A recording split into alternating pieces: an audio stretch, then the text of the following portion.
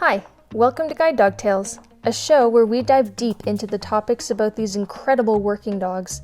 Whether you know someone with a guide dog, are a blind handler yourself, or are just curious about these amazing partnerships, we would love for you to join us as we take a deeper look into the world of guide dogs.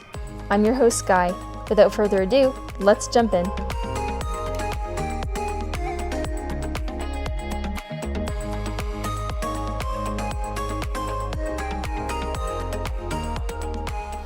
For the podcast's first topic, I was thinking about addressing, pretty much all the basic questions I get about guide dogs in terms of how they work and what they do. A lot of people kind of know the general basics of what a service dog is, helping someone with a disability to do the things that the disability makes it hard to do. But guide dogs are a little more intricate in terms of their behaviors, so I thought we'd go over that today. So first and foremost, how do guide dogs work? Well, in general, they help their person by avoiding obstacles. So when you're walking down the street with a cane as someone who's blind, that cane is always in front of you, and its job is to find obstacles. So you'll actually hit the obstacle with your cane and, sorry, my dog's making noises. Once you hit that obstacle with your cane, you're going to know it's there. You might hit it a few times, actually, to try to figure out the dimensions of the obstacle, maybe understand the vibrations, the sounds that it's making. All of these things give you information about your environment that is useful to you when you're using a cane. However, a guide dog is an obstacle avoider. So instead of hitting things, the dog's actually going to, avoid it, pull you around those obstacles, and you might not even realize that you went around something depending on how the dog's working that day. Generally, us as guide dog handlers can kind of feel when our dog goes left or right, but sometimes we don't know if they're avoiding a person, a bench, a trash can, even a crack in the sidewalk. However, we do know that the dog is getting us around something, and we just trust it to do its job. That's kind of what the dog does in general, but there's a few more intricate steps to this kind of work. Dogs also stop for elevation changes or head height obstacles. So say that my dog and I are walking down the street and she stops for something. I'll put my foot out and see if there's something barricading our way that we just can't go around. But instead of being an object, I might find out that, there's a drop off there. My foot is touching the ledge of something. And I'll tell my dog to go forward once I find that. If she does, I know that it's something that I can safely walk down and follow her with. If she doesn't, she's telling me that there's a drop down that's dangerous and we should not be going forward. I might also reach my foot out and discover that there's a step. There's an object or an obstacle, but I can put my foot on it and realize that yes, we can walk up. On the topic of elevation changes and dogs stopping for things, there's actually something really cool a guide dog can do that a cane can't. And I think we'll have to do a whole topic about the differences between guide dogs and canes, but one of my favorite things is that the dog can indicate head height obstacles. So if we're going down the sidewalk and the dog stops and I can't find anything with my foot, you learn this as you are more experienced with your dog. Instead of getting frustrated with your dog, thinking it's stopping for nothing, you problem solve. You say, there's nothing by my feet, there's nothing by my waist. You might reach out with your hand and make sure there's not a stanchion or something silly, a rope in front of you. Then you reach higher up. Many, many times a dog will stop for a sign or a tree branch or something else that you would otherwise knock your head on. So it would be very painful without that dog there indicating that there's a head height obstacle. And this is more of an advanced behavior, I will say, because the dog can't really naturally look up. It has to be a learned behavior where it checks above it for obstacles above its own head that would hit its handler. And they're not directly in its line of sight because a dog is so much shorter than a person. So it's really impressive that a dog is able to actually stop and indicate these things. But as guide dog handlers, we give our dogs a break if they do walk us into a tree branch or something similar because it's not really their fault. If they miss it, it's just because they didn't see it. It's not that they're not doing their jobs or not paying attention to the world around them. But a lot of the times they do get these head height obstacles, especially if they've seen them before or we've stopped and found the head height obstacles before. Usually, if a dog finds a head-high obstacle once, it'll always remember again and stop in that same location, even if, for example, the tree branch has been cut away. There's been many times my dog has stopped me in the middle of the sidewalk, there's nothing there, and then I remember, oh yeah, this is where I hit my head that one time. So they're pretty smart about remembering those kinds of patterns. Another thing dogs do that's very, very helpful for their blind handlers is travel in a straight line. When handlers, or I should say blind folks before they have dogs, are learning how to use a cane, a very common issue that we run into is veering. When you don't have the vision to see if you're walking straight or not, it's kind of easy to veer in one direction or another, especially if you don't have what we call a shoreline or a ledge to follow with your cane. So it's easy enough to go in a straight line when you're walking down a sidewalk, if you can follow the ledge of that sidewalk with your cane. However, when you're crossing a street or even an open area like a square or something like that, it's very difficult for a lot of blind folks to go in a direct straight line. A lot of them veer. And as you can guess, this can get pretty dangerous when you're doing street crossings. Usually if we veer one way, it's going to be away from the sound of the driving traffic and cars next to us. But some people really have an issue veering in a specific direction, and it's not safe. So one great thing that dogs do is make sure that you're kept in a straight line, which is also great for orienting yourself when you're traveling. A final thing that dogs do, guide dogs specifically in their work, is display intelligent disobedience. You might have heard this term obedient disobedience. I think some people call it other things, but generally in the guide dog world, we call it intelligent disobedience. This is when the dog actually goes against a command that its handler has given it because it knows better. It knows it's not safe to do so. The typical example here is, of course, street crossings. So if I tell my dog to go forward and cross a street because I hear the traffic and I hear that the traffic pattern is indicating that the light is red and I can cross, well, although I can hear when it should be safe to cross, I can't see cars running lights or turning on reds, things like that. So if I tell my dog to go forward and there's a quiet car turning and I don't see it, if I had my cane, I'd step into the street and potentially be hit. But the dog will actually go against my command to go forward if it sees that car that I don't know is there. This has happened many, many times in my partnership, because we live in a busy city. We travel a lot and we run into this a lot with cars and crazy drivers. Another example of intelligent disobedience might be when the dog stops for a platform drop-off. So, as I mentioned before, with stairs and platforms, you might have a dog stopping and indicating an elevation change.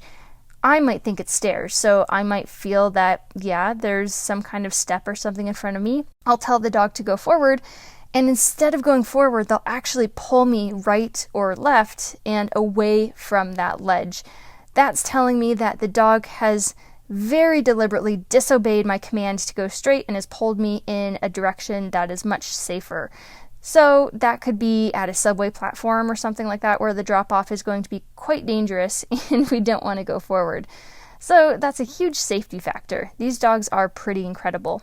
Now let's talk about some general guide dog commands. How does the person with a visual impairment or who is blind actually tell their dog what to do? There is a misconception amongst the public that guide dogs just know where to go. I can grab the harness and say, "Dog, find me a Starbucks, I need a coffee," and the dog will just be able to do it.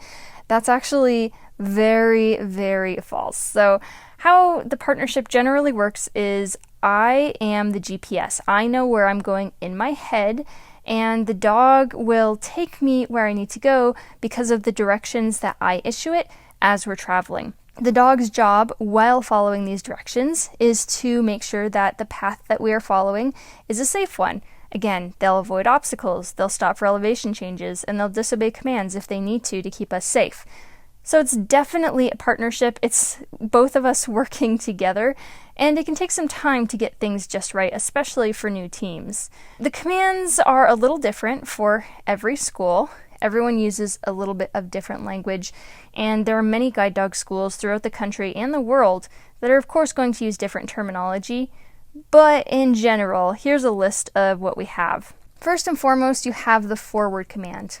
This is when you're grabbing the dog's harness and you kind of swing your right hand forward and tell the dog forward, which means start walking in its simplest terms. You also have left and right.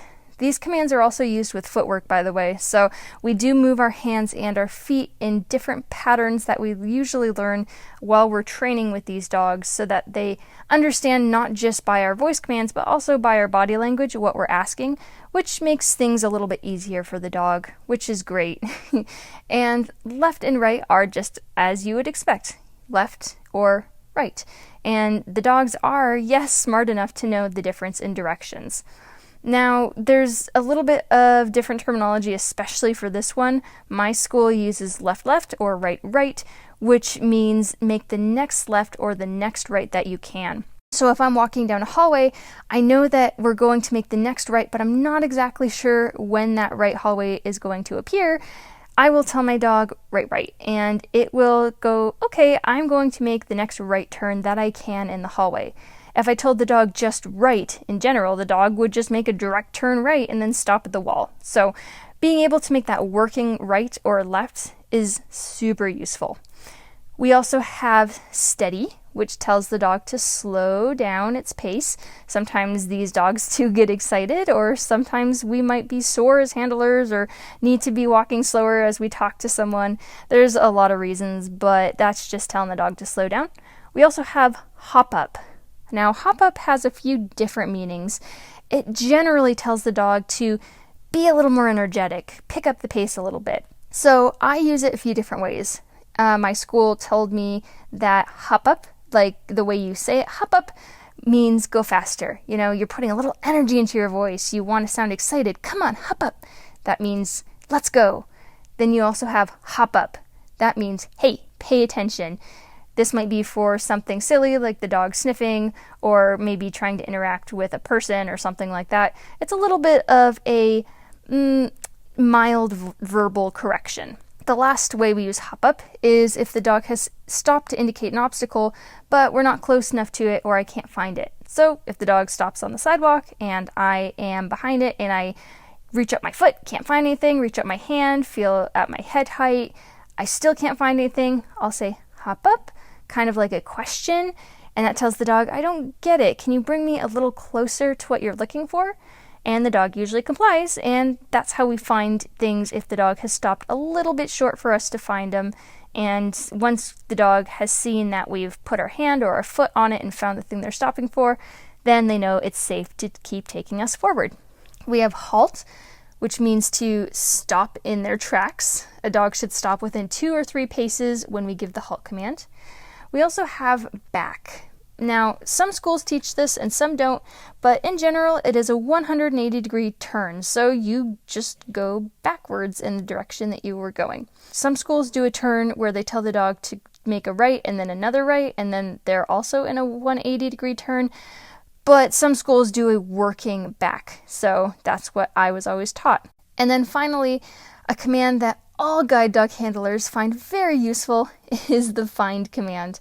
So that is when the dog finds objects for us. And the cool thing about these commands is typically schools teach the dog what find means, and then they teach the dog and the handler how to learn more and more objects. So most dogs come with a find seat, find desk, find door, find trash can, find curb, and find stairs. But you can start teaching the dog to find specific people like family members or friends. You can show the dog how to find maybe your favorite restaurant or your favorite, hangout spot.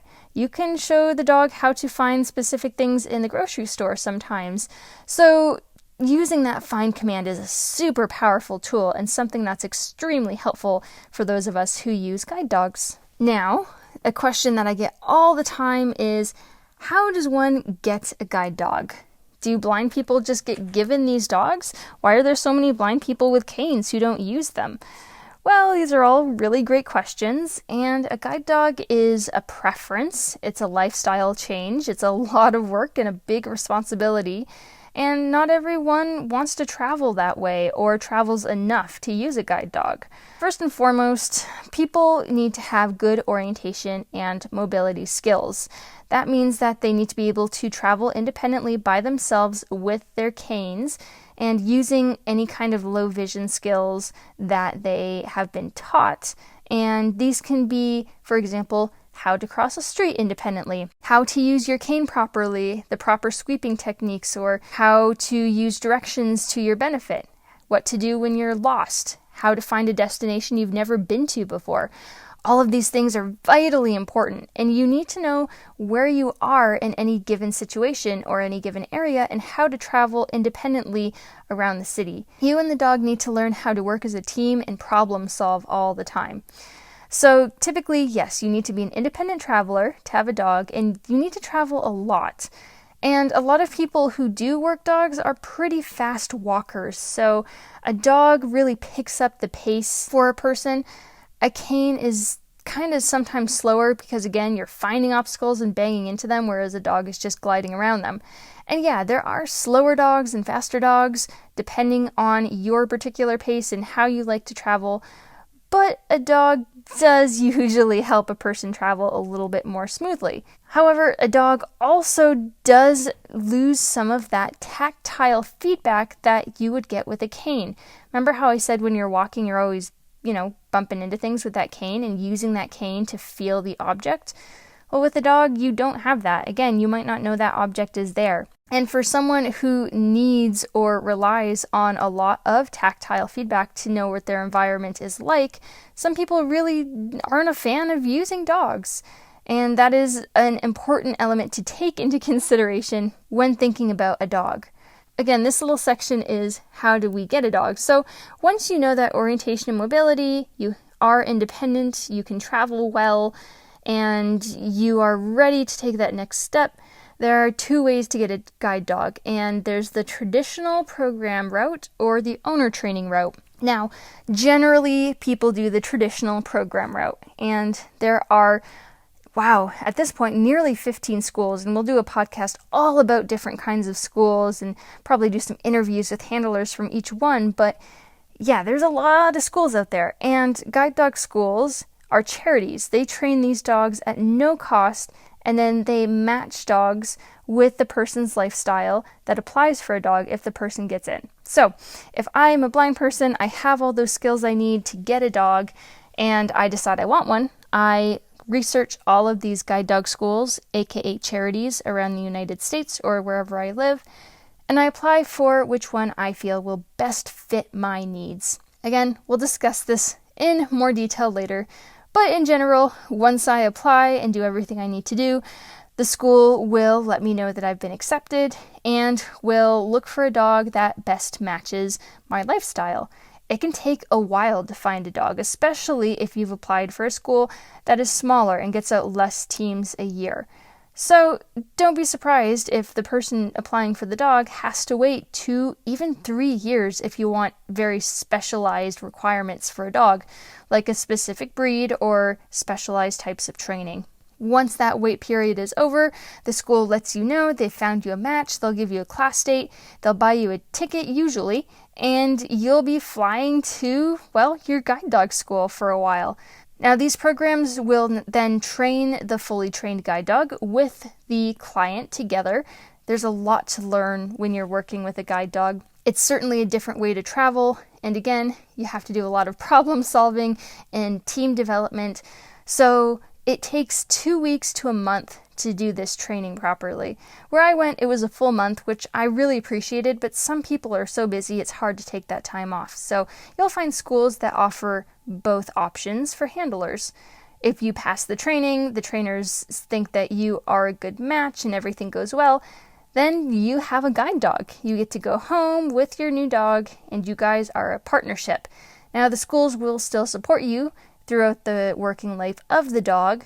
They'll come out and help you out if you need it, or have phone calls or Zoom calls where you can discuss issues or things that are happening with the dog. There's always that lifetime support for the team. And then as the dog gets older, it will get ready to retire, and at that point the handler can decide if they want to go back for their next dog. And we're also going to have a whole podcast about guide dog retirement. But just to let you know, yes, the handler typically gets to choose whether they want to keep their dog as a pet or if the dog will be happier placed somewhere else once it's done working. Now, the next topic I want to discuss quickly, relating to the Guide Dog 101 rundown that we're getting, is guide dog equipment. So, a guide dog does not wear a vest typically. I know I'm saying a lot of generalities and typicallys in this podcast, but there's always exceptions to the rule. But a guide dog has to wear a harness, and this is because in order to guide its person properly, the dog needs to be able to pull them. So a harness actually encourages pulling, and so we will put a specialized harness onto the dogs where the handler can feel the dog's body movements and where they're going and where they're pulling. Guide dogs need to walk in front of their handler in order to stop them in time to indicate obstacles. So the harness will actually lay across the dog's back, and when used, the handler will be standing around the dog's back legs. You can see a few different styles of harnesses, but the most common is a leather harness. They're made from the kind of horse tack style, using that traditional look, but harnesses and harness handles have come a long way, and I think gear and equipment would be another great podcast topic to talk about in more depth at a later time. Guide dogs also use a special type of guide dog leash. This leash has two types of clips. It has one that will attach to the dog's collar, and then the leash has O-rings on it that will have the leash lengthen or shorten two different lengths as you use the second clip on the other side of the leash to clip to the O-rings around the leash. This is really useful because you will be able to make a long or a short leash for the dog, which of course is going to be helpful when, for example, you're doing things like letting the dog go potty or relieving, as we typically call it in the industry. That's going to be a longer leash so that the dog has more room to sniff and do their business. Whereas a shorter leash is what you want when you're working the dog so that you're able to use the leash in tandem with the harness but not trip over the leash or not have your dog trip over the leash because it's too long. So that's some of the equipment that we use. You might also see some other things like specific types of training collars or head halters, or aka halties, or treat pouches, but the harness and the collar are the two need-to-haves in terms of guide dogs. And I think we're going to end this podcast with the question I get all the time from people who are learning about guide dogs, which is, do these dogs get to have fun? Do they get to be normal dogs? Do they get to, play and run around and get into trouble? And yeah, the answer is yes. These dogs are working when their harness is on. And we say that when the harness comes off, the dog pretty much turns into a pet. They get super spoiled. They get to play with their toys. They get to roll around in the grass. They get to run around with dog friends. They get to have fun. They get to be a dog. But you have to understand that the dogs love to work. In fact, during the coronavirus stuff, my dog would just sit at the window and look at her harness and look out the window and look at her harness like, can we please go somewhere? And you have to understand, I was taking this dog to a park close by where I could kind of social distance and still let my dog sniff and do dog stuff, but it wasn't enough for her. She needed the challenge and the work of being able to help me and guide me. That's what she was bred to do, and that's what she loves to do. So, yes, they get to have fun. Yes, they get to play. When that harness is off and they're at home, they're a pet. They do not help us when we are at home. They are just chilling and being dogs. We know our homes well enough that we're able to get around them just fine. The dog typically is just there so that when we're in public, they can indicate dangerous situations or obstacles or scenarios for us. So when we're home, we're off duty, they're off duty, everyone's happy and relaxing, and that is how it should be, right? So I hope that was informative and answered some of your most burning questions about guide dogs. I'll try to do some more later. Maybe I'll type in a Google search and see what comes up on questions, or if there's a comment section where this podcast is being hosted, feel free to leave me more questions about guide dogs below, and maybe we'll do a Q&A podcast in the future. I hope that this was helpful though, and you learned lots. Thanks for tuning in, and we'll catch you next time on Guide Dog Tales. Until then, see you later, guys.